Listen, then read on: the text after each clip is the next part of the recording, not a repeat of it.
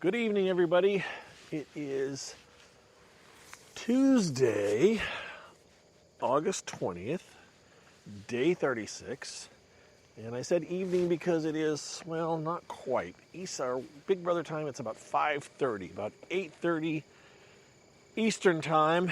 And again, for my ride home, I decided not to record anything, and instead I just kind of vegged out a little bit, which I like to do every once in a while. And so I am now once again out taking the pooch for a spin and have hopefully got caught up in what's gone on. I would say that from this morning, there is stuff going on. Stuff went on today. There is talk going on. I wouldn't say there is any major developments happening. If I had to call it right now, I'd say Brooklyn is in the worst shape. I'd say Chelsea is probably in the best shape, I think. I don't know where Cam stands. I'm not sure how the house necessarily feels about Cam. I would think, well, Tucker wants Brooklyn out, right? But if it came down between Cam and Chelsea, I think Tucker would want Chelsea out. But I don't know if he has that amount of push, the ability to sway anybody, again, because he doesn't have a vote. He's just one of the people sitting by the sidelines. So I'm thinking that, the only way for Brooklyn to stay safe is probably to win the AI. If it comes down between Chelsea and Cam, I'm just not sure right now, because I think Takor will want to keep Chelsea. And I can't speak to everybody else in the house, but I could see some of them wanting to keep. I'm not sure. I don't have a good read on some of these relationships, and I probably should start paying better attention to that, because I'll say something dumb and someone will call me out on it because I've missed the obvious, and I hate it when that happens. But it's been known to happen in the past, believe it or not. I am not all-knowing. Not that many people think I am, but all right. So what else has gone on today? Well, again, I saw that Chelsea has been doing the majority of the campaigning. Cam seems to be doing the least amount of campaigning. And Brooklyn is probably trying to she is trying to campaign a little bit, but it's not. I think Chelsea's campaigning is a little bit more polished than Brooklyn's. I think Brooklyn is a bit more aggressive in her campaigning. She's still a bit miffed about last night's conversation with Tucker. Tucker's still a bit miffed about last night's conversation with Brooklyn. Was I saying that, Brooklyn? Yeah, Brooklyn's the one who's less polished, and Chelsea's the one who's more polished. So I'm just thinking at this point that I just have to say, we got a whole other day. We got a whole other day here. I can't emphasize enough that part of the dependency on this whole way things roll now is that with the AI arena, we just don't know who's going to be up on Thursday night. And so it does prevent the house guests from discussing options in too great a depth. And a lot of times, this time last year, we were already in the middle of Flip-Flop Tuesday and getting ready for Waffle Wednesday. And it hasn't been that kind of a season so far, but I put that on the AI arena. But what else to talk about? Let's see. I still haven't seen much out of Chemo or Takor today. Joseph, no. All in all, quiet day. I'll get a better feeling for tonight. If those of you that are looking for more details, you listen to this morning's, because I did talk quite a bit about the headbutting between Tucker and Brooklyn. My thoughts, which I did pose to people today, I said, what do you guys think as far as, I think that, and I proposed this morning, I said, I think Tucker is going after Brooklyn and Chelsea because he knows he cannot control them. And I think I said this already before. This makes a lot of sense. It's not like this. I'm not doing brain surgery here. And I proposed, I said, is there anybody else in the house that Tucker may not be able to control. Or is there anybody who he thinks he can control that he can't control is another way to look at it. And looking at the other house guests that are still in the house, I talked about, or I suggested maybe Takor, maybe Joseph. I talked about Chemo. I think Chemo and Tucker have a relationship that's a strong bond, and I don't think that it's going to be pretty tough for Chemo to backstab Tucker. I don't know about Takor. I don't think Takor trusts Tucker. I don't think she will bend to his will completely. But the problem with Takor is that she just hasn't shown to be a very strong player yet. And I mean strong as far as, aggressive, active, all those things. So that's why I'm just not sure about her. I mean, I don't think she'll do his bidding per se, but at the same time, I don't think he's not going to be too high up on the list of people he wants to keep around at some point if he's in any kind of control, I would believe. And Quinn was another name that came up, but I really think Quinn is all about playing the game, and he knows that Tucker's the star, and he wants to be a part of the star, and so he's willing to play the game the way Tucker wants to play it, and that at any moment Tucker's going to be like, okay, I'm done with you. I wanted to find a GIF of, pardon me while the dog takes a potty break. I wanted to find a GIF for those of you that remember the movie Time Bandits, which is currently, by the way, out in a television series. They've remade it in a television series, which I have only managed to get through part of the first episode. And I'm going to be brutally honest, it's not the movie. And the movie is in itself kind of dated, but you know what? I watched it as a kid or as a teenager, whatever I was when it was on. And so it has kind of a special place. And so to watch the remake, and the remake is just kind of like, it's okay. But they turned it into a TV series. I'm going off on the sidetrack. Down a rabbit hole, I realize here, but we're going to finish this thought. Lisa Kudrow is on it. Anyways, so in the movie version, there's evil. You have good and evil, basically. And evil, the person who is portraying evil, has a bunch of minions. And at one point, it's near the end of the movie, and things are going sideways, and he's like, I don't remember the exact way it went. It was he looks at the one guy, he goes, I'm going to turn you into a dog, and the guy, it's your time has come, you're done, and the minion guy kind of looks at Eel and goes, oh, thank you, sir. Just dumb, like, okay, I guess I'm done. That's what I kind of picture with Quinn. I just picture Tucker going like, Tucker, it's been fun, but your time has come. And Tucker just goes like, or Quinn just goes like, oh, thank you, Tucker. It's been a pleasure playing with you. And I'll walk out the door now and go talk to Julie and prepare for my deep dive with Taryn, right? That's just how I see that relationship going. Quinn was a beast on the wall. I'm not knocking his abilities, but I just don't think he played the game as best he could have, and he obviously made some pretty big mistakes telling anybody he had his power. Oh, the power. Let's talk about that for a second.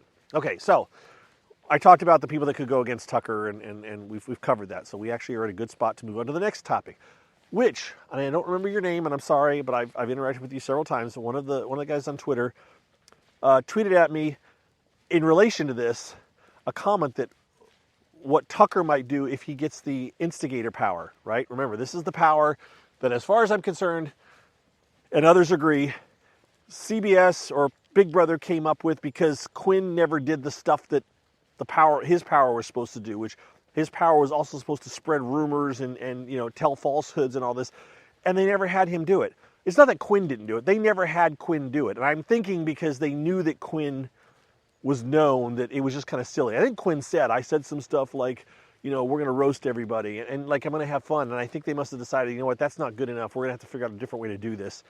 And so they came up with this other thing, which is the instigator, which we're voting on through Thursday morning, I think the 22nd, whatever day that is.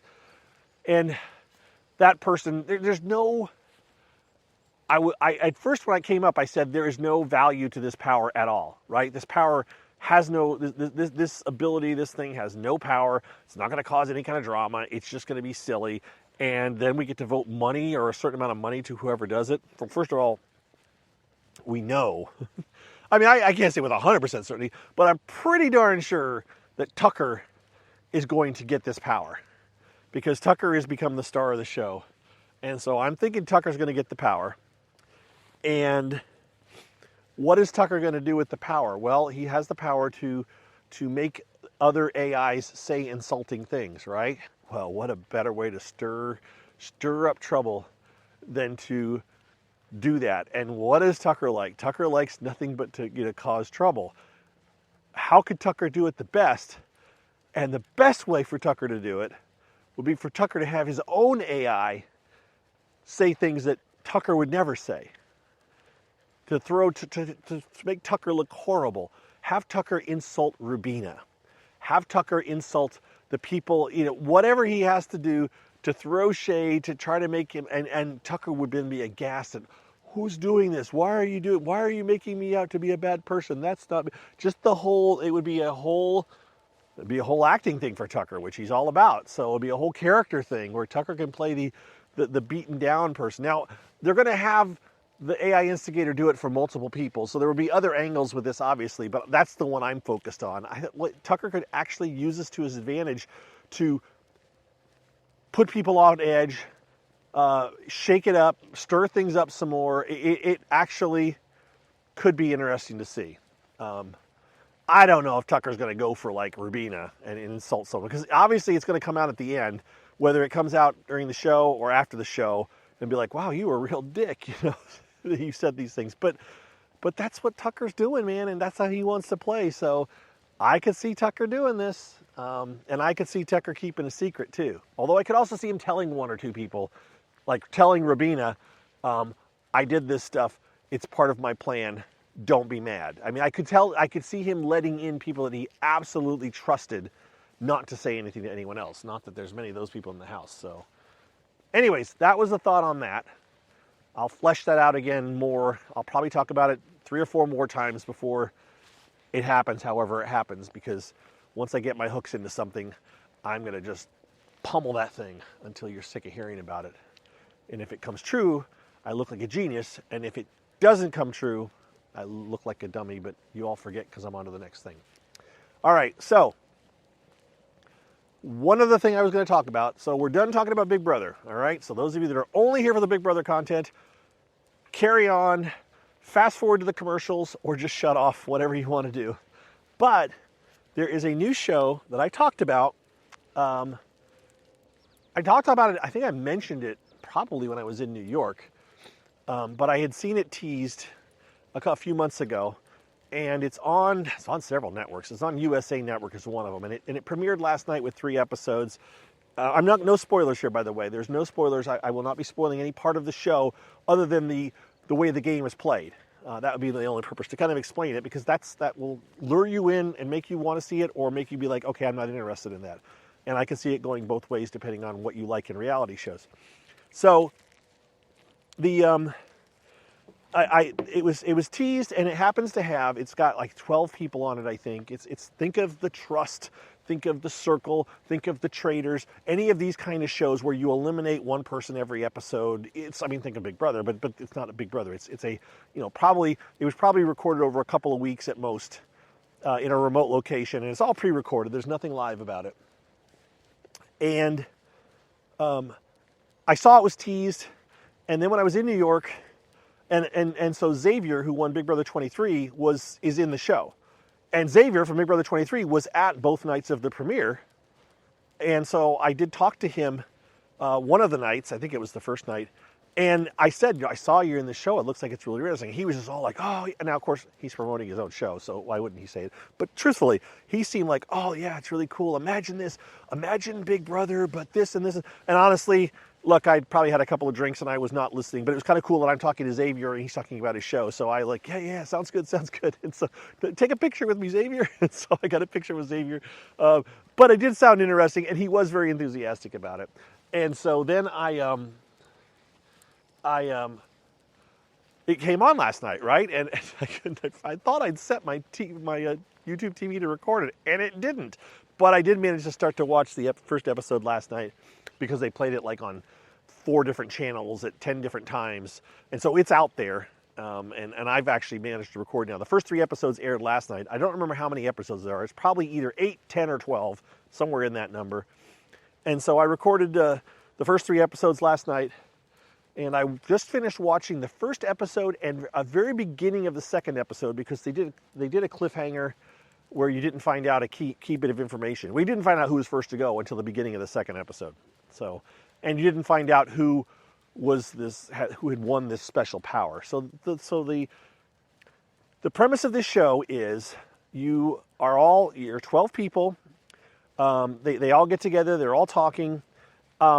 And they're just chatting with each other, and eventually they're going to eventually nominate each other, and one person will have the ability to get rid of one of the people that are nominated. Okay, that's the premise, at least how it's laid out so far. Maybe they'll change the rules down the road a little bit, but for now that's kind of the gist of it.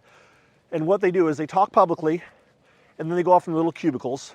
And by the way, this was created by people that are involved with the Circle and the Traders. So you're going to see elements of both of those, and the anonymous chat is the Circle kind of part of it, which is great. I love the Circle. I don't love the current iteration of the Circle on the US. I love the UK version of the Circle. And this is fine because it's not a full-on Circle thing. So it's fun though. So fun in a mean and vicious and scary way. So they all have talked to each other. They did a competition for money where they picked numbers from 1 to 12. They had to memorize a sequence, and the person who had to memorize the longest sequence had the chance to win the most money, but also obviously the chance not to win any money. And the person who took the lowest number of sequences was an easy win for them, but gee, you took the easy way out, right? So there's that way of dynamic of creating tension, and and this whole, well, who did what and why, and the person who won the longest sequence, who managed the longest sequence, also got immunity from being evicted or being kicked out or being voted off, or however you want to say it. So they did that competition, and then they went, I think the next day, they went in and they did their first private chat. Now they have all come up with anonymous avatars. They've all come up with their own little avatars. They are just known as different things. Like there's a butterfly, and there's a shark, and there's a truck, and there's a pair of die, or just a die. Just various kinds of things, right? And they just all picked them. They had a list to pick from, and that's what they did. And so when they're in the chat, that's how they're identified. Dice, truck, $ is another one. And so pizza, popcorn's a good one. And they all pick these out, and they're all doing them and talking and chatting. And basically, at the end of this conversation, they each get to nominate someone to be on the list of possible evicted people. People voted, taken off. So the person who ends up having the position of power gets to pick from those that are nominated. So if you want somebody out, all you got to do is nominate them, and they will at least have the possibility of being voted out. Of course, you also have to manage to do that nomination without tipping your hand on who you might be. And if you're nominated, you can't really defend yourself directly because that will be obvious that you're that person, right? And part of the way they determine who has the ultimate power is after the nomination, after the chat, they all go and take a quiz, and they try to identify, this is kind of like the mole, they try to identify who they think each avatar is.